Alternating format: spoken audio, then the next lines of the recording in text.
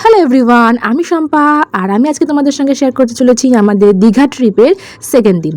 আর দেখো, ঘুম থেকে উঠে পেরেছি, বেশ ঘুম থেকে উঠতে অনেকটাই লেট হয়ে গেছিলো, 9টা বেজে গেছিলো। আর উঠেই কিন্তু আমরা রেডি হয়ে চলে গেছি ব্রেকফাস্ট করতে।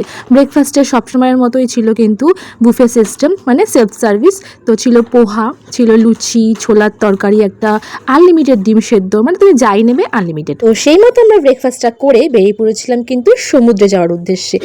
আর তার জন্যই একটা টোটো ভাড়া করে নিয়েছিলাম। আর আমাদের প্রায় 5 থেকে 7 মিনিট মতো কিন্তু টোটোতে সময় লেগেছিল। আর তারপরে দেখো চলে গেছি দীঘার। মনে হচ্ছে যেন আমরা চলে এসেছি কুম্ভ মেলায়। মানে কুম্ভ মেলায় আমরা যখন গেছিলাম তখন যেরকম ভিড়টা ছিল না, ঠিক সেই মতো ভিড় ছিল। বিশ্বাস করো, ভাবতেই পারিনি যে প্রথমবার দীঘাতে এসে এরকম একটা এক্সপিরিয়েন্স হবে। আমি পুরী গেছি আগে অনেকবার, কিন্তু পুরীর সমুদ্রের জলটা না ভীষণ পরিমাণে পরিষ্কার, আর এত লোকও থাকে না। কিন্তু দীঘায় গিয়ে বুঝতে পারলাম যে কী পরিমাণে লোক দীঘায় যায়। তো ওইখানে মানে সমুদ্রের ধারে বেশ কিছুক্ষণ সময় কাটানোর পর বাড়িতে এসে, মানে হোটেলে এসে কিন্তু ফ্রেশ হয়ে নিয়েছিলাম আমরা।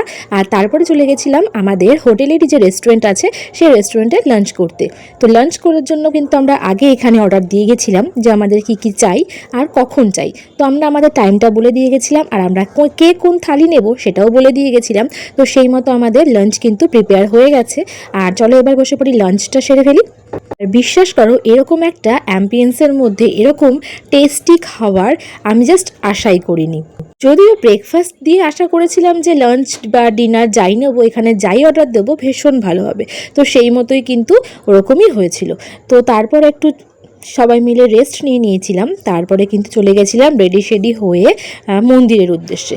তো মন্দিরে যাওয়ার পথে আমাদের বেশ কিছুটা জ্যামে পড়ি, তো তার জন্য আমাদের একটু লেট হয়ে যায়।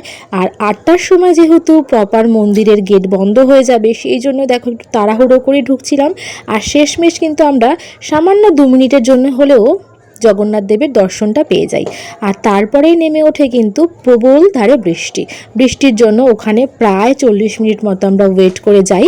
মন্দিরের ভেতরেই আমাদের বসতে দেয়। তারপর যখন বৃষ্টিটা একটু হালকা থেমে আসে, তারপরেই কিন্তু আমরা বেরিয়ে পড়ি হোটেলের উদ্দেশ্যে। তো এই ছিল কিন্তু আমাদের সেকেন্ড দিনের কিছুটা মুহূর্ত। তো চলো আজকের মতো এখানেই, দেখা হবে নেক্সট ভিডিওতে। টাটা।